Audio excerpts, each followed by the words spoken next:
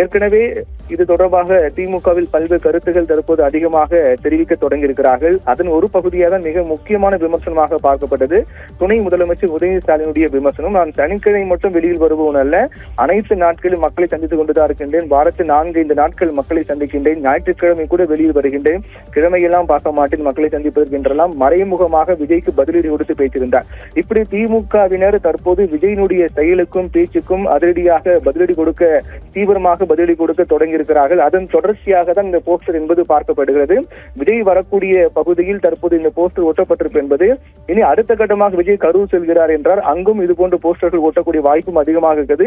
இனி அடுத்தடுத்து ஒவ்வொரு சனிக்கிழமை விஜய் பிரச்சாரம் மேற்கொள்ளக்கூடிய இடங்களில் திமுக இதே போன்ற போஸ்டர்கள் ஒட்டுவார்கள் என்றுதான் எதிர்பார்க்கப்படுது. விஜய்க்கு கொடுக்கக்கூடிய பதிலடியாக தான் பார்க்கப்படுது. தமிழக அரசு கடந்த 4 ஆண்டுகளாக செய்து வரக்கூடிய சாதனைகள் திட்டங்கள் என்ன, ஒவ்வொரு தரப்பினருக்கும் குறிப்பாக இல்லத்தரசிகளுக்கு செய்து வரக்கூடிய திட்டங்கள், பொதுவாக ஒட்டுமொத்த மாணவர்கள் செய்து வரும் திட்டங்கள் என தொடர்ந்து பல்வேறு திட்டங்கள் குறித்து அந்த போஸ்டரில் ஒட்டப்பட்டிருப்பது என்பது கவனத்தை பெறக்கூடிய ஒன்றாக தான் பார்க்கப்படுது.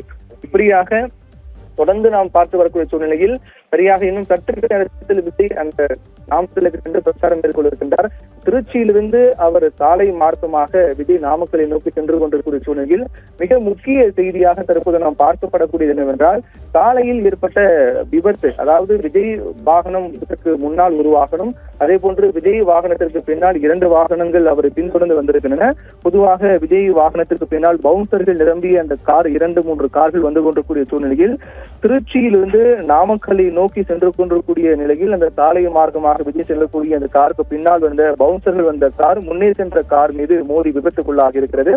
இந்த விபத்தில் நல்வாய்ப்பாக யாருக்கும் எந்தவித காயமோ உயிரிழப்பு எதுவும் ஏற்படவில்லை. ஆனால் காரினுடைய முன்பகுதி முழுவதுமாக சேதம் அடைந்திருப்பதை நாம் அந்த வீடியோ காட்சியில் பார்க்கின்றோம். இந்த விபத்தும் சற்று ஒரு சிறிய பரபரப்பை அந்த பகுதியில் ஏற்படுத்தியிருக்கிறது. ஏனென்றால் திருச்சிக்கு வந்த விஜய் அங்கிருந்து சாலை மாற்றமாக காரில் நாமக்கலை நோக்கி சென்று கொண்டிருக்கிறார். கிட்டத்தட்ட திருச்சி விமான நிலையத்தில் இருந்து 65 கிலோமீட்டர் தொலைவில் இருக்கின்றது விஜய் பிரச்சாரம் மேற்கொள்ளக்கூடிய அந்த இடம்.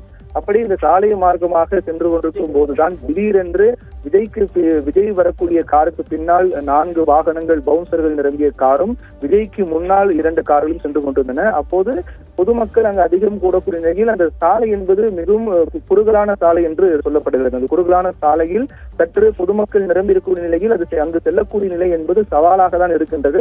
அப்படி மிக நெரிசலுக்கு மத்தியில் அந்த கார் சென்று கொண்டிருந்த போது திடீரென்று பின்னால் அந்த கார் முன்னே சென்ற கார் மீது மோதி விபத்துக்குள்ளாக இருக்கிறது. இதில் விஜய் வந்த காரில் எந்தவித சேதமும் இல்லை, விஜய்க்கு எந்த பாதிப்பும் இல்லை.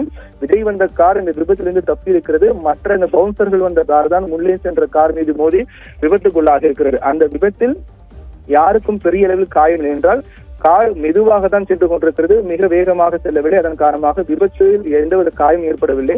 ஆனால் அந்த காருடைய முன்பகுதி என்பது முற்றிலுமாக சேதம் அடைந்திருக்கிறது. உடனடியாக பவுன்சர்கள் அந்த காரில் வந்த பவுன்சர்கள் மாற்று வாகனத்தில் ஏற்றப்பட்டு தற்போது விஜயின் பயணம் என்பது தொடர்ந்து இருக்கின்றது. இன்னும் சற்று நேரத்தில் விஜய் அந்த திரையரங்கம் அருகே இருக்கக்கூடிய பகுதியில்தான் பேசுவதற்கு அனுமதி கொடுக்கப்பட்டது.